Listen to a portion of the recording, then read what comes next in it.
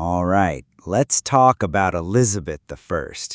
This is where it all starts. From this moment, Britain begins to become a big player in Europe. You get me? They keep grabbing more and more land, and then, boom, the Industrial Revolution. So get this, the Industrial Revolution happens after their golden age. It's like they had two huge winning streaks. Boom! Boom! And the queen during that second boom, that was Queen Victoria, of course. But then the balance of power starts to fall apart. And that's when you start to hear the footsteps of the world wars creeping in. Okay, from here on out, things get so British. Seriously. You had this fight between the powerful lords, and you had this huge competition between the lords of England and France. All of that trouble, that was the 100 Years' War. It became a total bloody mess where the King of France and the King of England were basically trying to be the same person. It was a complete disaster. It was just this endless circle of to be king, not to be king. To take over, not to take over. I'll do it, no, I'll do it. To kill, not to kill. For 100 years. Sometimes they call it the Anglo-French War, but it wasn't really a clean war between two countries. It was more like a huge, messy fight between the most powerful rich men and lords. And then you have the Wars of the Roses. That's what happens after the 100 Years' War is over, and they're like, okay, thanks, France, we're done here. It was another insane, bloody fight, this time between the rich men of the White Rose, the House of York, and the Red Rose, the House of Lancaster. And what happened because of all this? The powerful lords got weaker, which made a path for the absolute monarchy. This is when the king or queen has all the power. See how that works? So, if I had to give you the super fast version of how things went, it's this. Attacked, attacked, attacked, they survived. The system of lords and land, feudalism, starts. Then a messy, dirty fight, and then, bam, the king with all the power arrives. That's the flow. If you just remember the flow, you're good. You don't have to remember a single name, I promise. Just get the flow. But around this time, you also had the plague, the Black Death. Man, it was supposedly insane. We're talking like half of all the people in the country just whoosh, gone. A completely scary situation. And guess who was around during this time? Newton, right? You're thinking, here, now? Yes, Isaac Newton was English. The story goes he was basically running away from the cities to escape the plague, doing his studies, an apple falls on his head, and bam, a discovery. So think about it. Lady Godiva, right here. Macbeth, right here. And Newton, right here. It all happens in this little area. Okay, and this is where it gets really interesting. We enter the time of absolute monarchy. The king wants all the power. And when that happens, something special to Britain happens. See, England had started following Christianity very early because of the Roman Empire's power. Remember how the Romans made Christianity their main religion? They tried to crush it at first, but then they were like, okay, we can't stop this, and just made it official. Well, the Pope spread that all the way to Britain, and it exploded.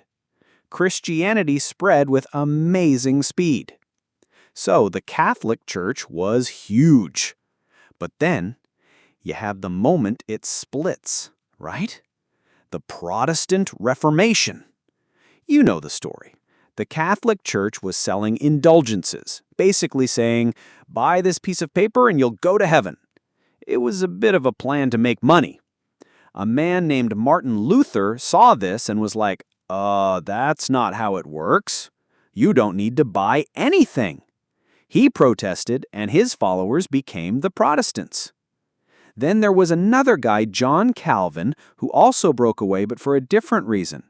He came up with the idea that it's already decided who goes to heaven. So you don't need to buy anything or try to please the church.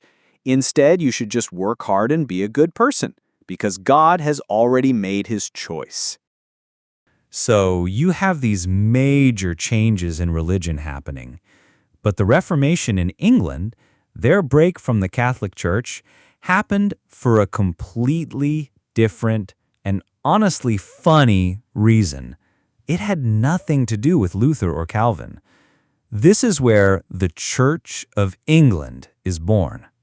And the Church of England is still the main church in Britain today. So what the heck was it? You have to understand this. It's super important. It's different from the rest of Europe. They were a Catholic, but then King Henry VIII wanted a divorce. He wanted to split up with his wife. But there's a problem. In the Catholic religion, you can't get a divorce. So what does he do? He says, "Fine, I quit." And he starts his own new thing.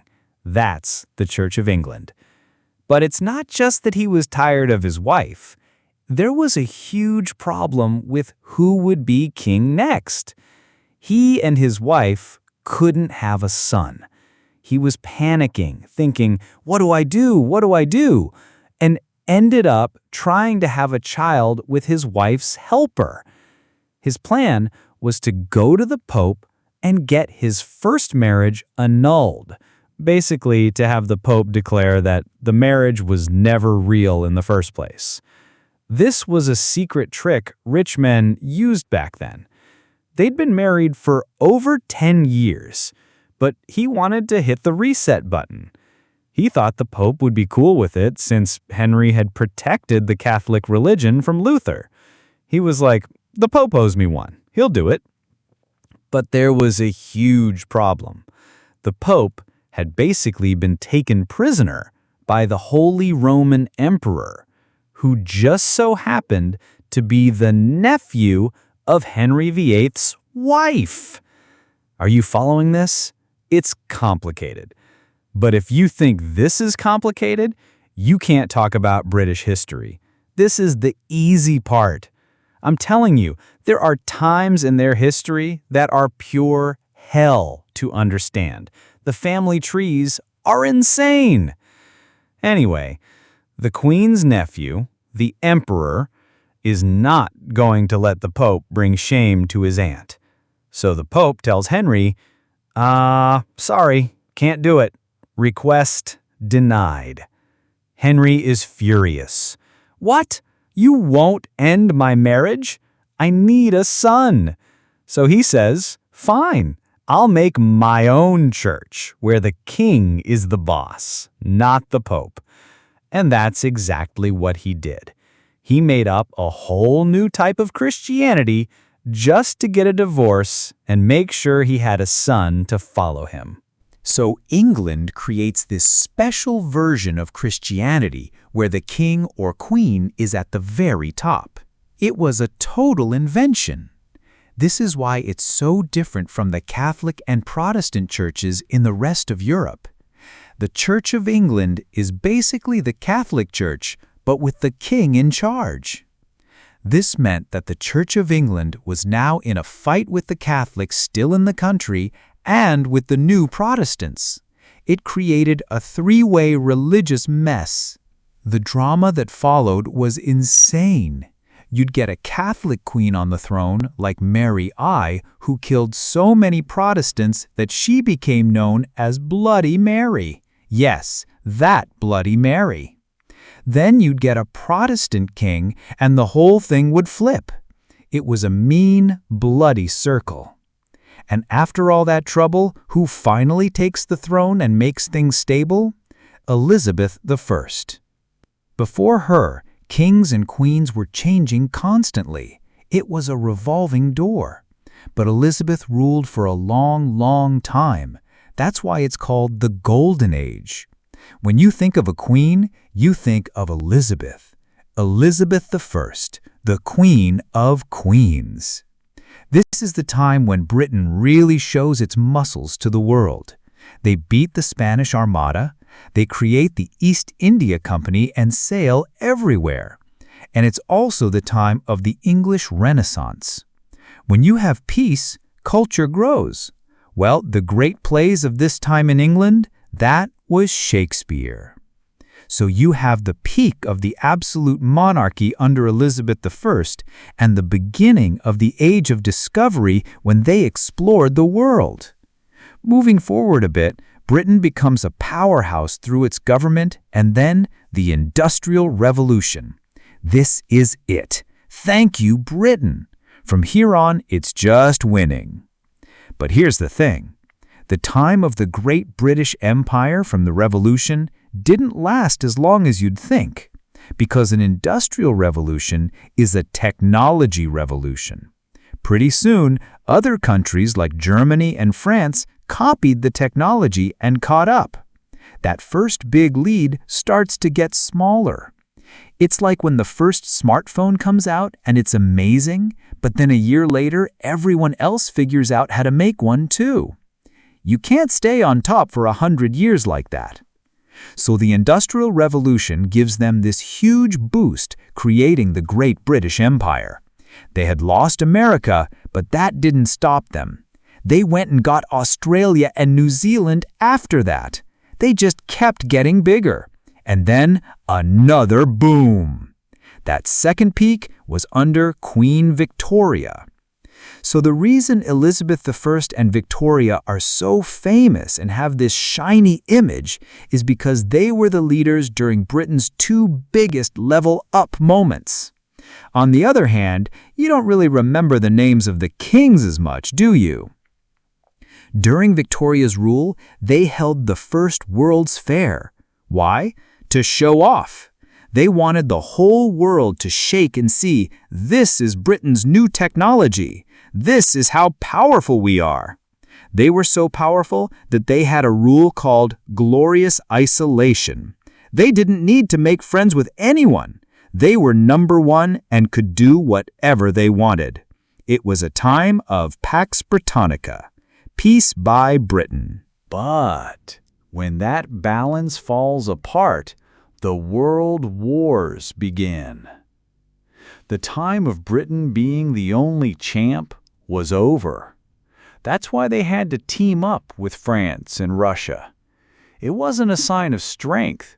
It was a sign that they couldn't do it alone anymore. Their new rival? Germany.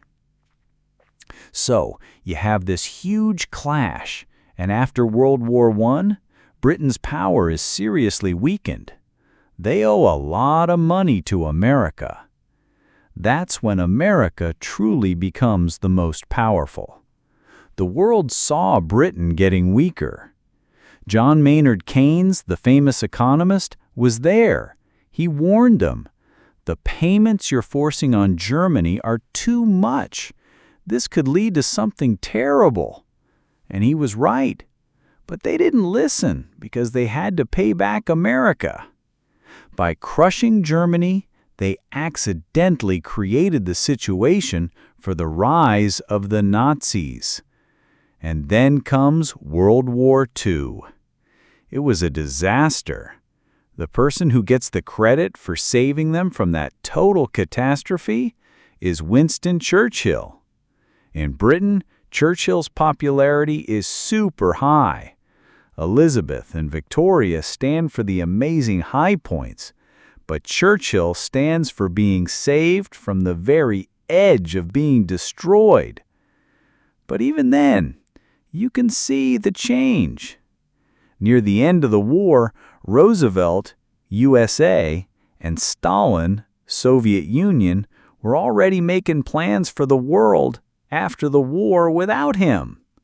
They knew it was going to be an America versus Russia world. Britain, even though it won, had been pushed to the side. After the war, the Cold War starts. The dollar becomes the world's main money, not the pound.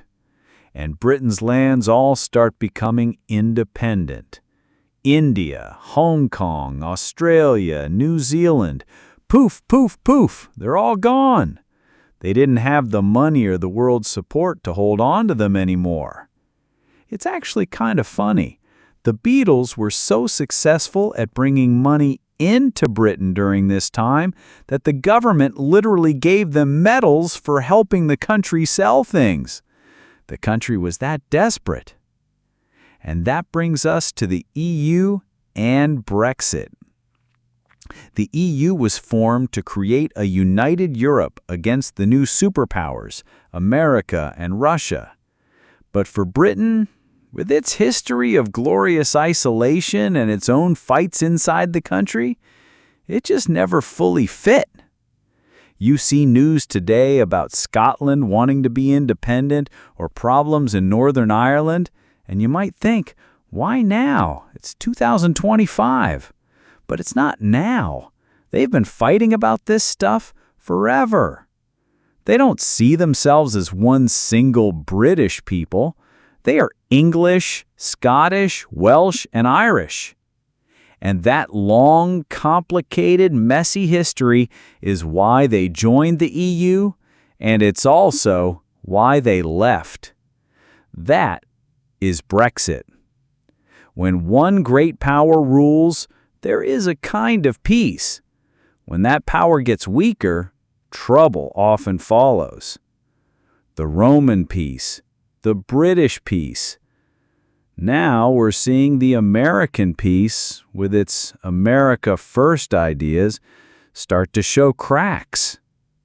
Where in this circle are we now? It's a little scary, isn't it? When one nation's power begins to get weaker and others start trying to take the top spot. If you understand this history, you can see what might happen next. See you next time.